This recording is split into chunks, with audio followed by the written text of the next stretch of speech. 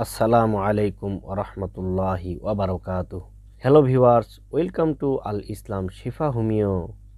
আমি ডাক্তার রবিউল ইসলাম আপনাদের সামনে উপস্থিত হয়েছি যৌন দুর্বলতার এক গুরুত্বপূর্ণ বিষয় নিয়ে। তাই যারা এই বিষয়টি জানতে চান ভিডিওটি সম্পূর্ণ দেখুন।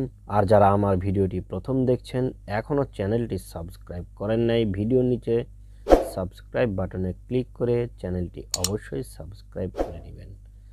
আর বেল আইকন বাটনে ক্লিক করে অল নোটিফিকেশন অন করে দিবেন, তাহলে যখনই আমি ভিডিও আপলোড করব সঙ্গে সঙ্গে আপনি তার নোটিফিকেশনটি পেয়ে যাবেন।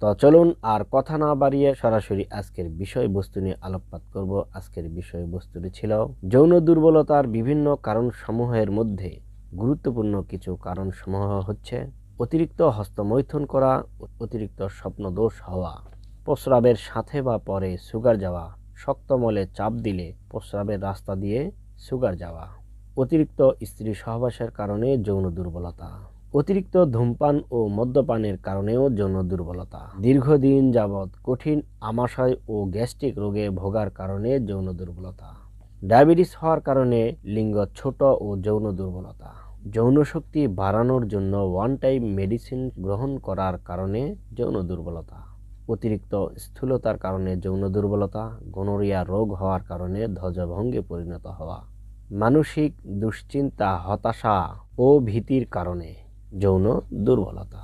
সকল প্রকার যৌন দুর্বলতায় জিনসিং মাদার টিংচার অত্যন্ত গুরুত্বপূর্ণ একটি মেডিসিন। এই মেডিসিনটি অরিজিনাল জার্মানি সেবন করতে হবে।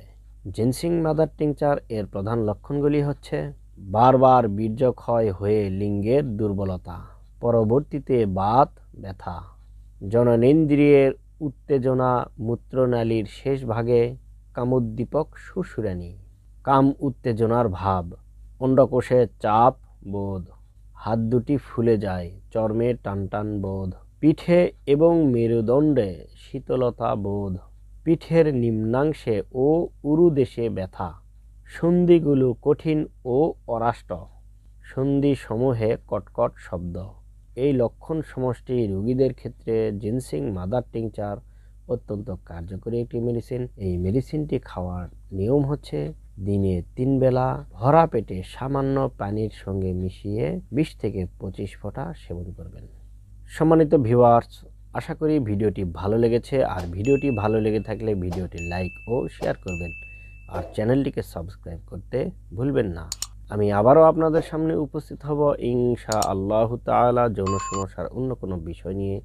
সেই সময় পর্যন্ত আপনারা সুস্থ ও ভালো থাকুন এই আশা ব্যক্ত করে আজ আমি আপনাদের কাছ থেকে বিদায় নিচ্ছি। আসসালামু আলাইকুম ওয়া রাহমাতুল্লাহি ওয়া বারাকাতুহু।